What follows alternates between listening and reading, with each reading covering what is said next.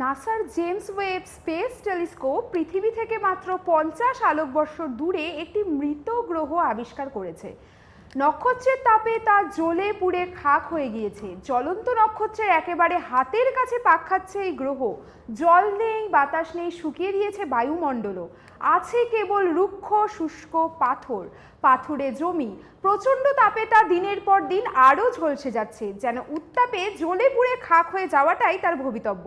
মহাকাশে সম্প্রতি এমনই এক গ্রহের হদিশ পেয়েছে বিজ্ঞানীরা। আমাদের সৌরজগতের সূর্যের সবচেয়ে নিকট গ্রহ বুধ। নতুন আবিষ্কৃত গ্রহের সঙ্গে তার অনেক সাদৃশ্য পাওয়া গিয়েছে। অনেকে প্রশ্ন তুলেছে, সুদূর ভবিষ্যতে তবে কি আমাদের বুধেরও এই পরিণতি হবে? বুধকেও কি তাহলে এইভাবেই ঝলসে শুকিয়ে কাঠ বানিয়ে দেবে সূর্য? বিজ্ঞানীদের কাছে আপাতত সে প্রশ্নের উত্তর নেই, তবে নতুন গ্রহটিকে নিয়ে কৌতূহল বাড়ছে। তাকে ঘিরে গবেষণা, পরীক্ষা নিরীক্ষা গতি আরও বাড়িয়ে দিয়েছে বিজ্ঞানীরা। মার্কিন মহাকাশ গবেষণা সংস্থা নাসার জেমস ওয়েব স্পেস টেলিস্কোপ 2018 সালে পৃথিবী থেকে মাত্র 50 আলোকবর্ষ দূরে একটি মৃতপ্রায় গ্রহ আবিষ্কার করে। এই গ্রহের নাম দেওয়া হয় LHS 3844b। গ্রহটির সঙ্গে চাঁদ ও বুধের একাধিক সাদৃশ্য দেখে উৎসাহিত হয়েছিলেন মার্কিন বিজ্ঞানীদের একাংশ। তারাই পরীক্ষা নিরীক্ষা এগিয়ে নিয়ে যান।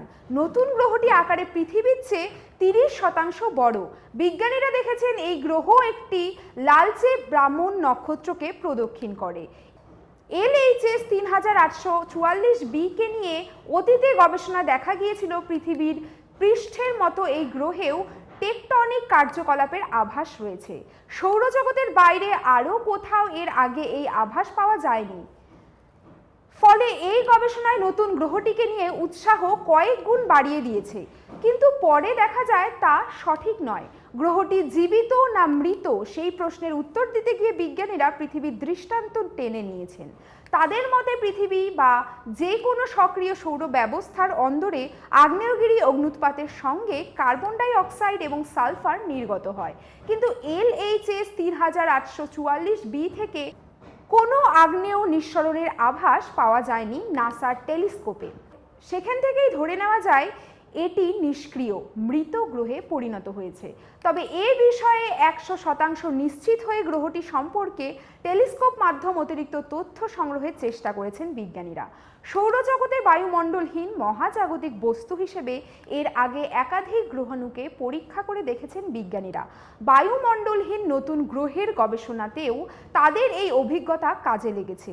ক্রেডবার্গ তাদের গবেষণা প্রসঙ্গে বলেছেন, গ্রহাণু সংক্রান্ত গবেষণার কৌশলই আমাদের LHS 3844b'র প্রকৃতি সম্পর্কে স্পষ্ট ধারণা পেতে সাহায্য করবে। আমরা এ বিষয়ে আত্মবিশ্বাসী।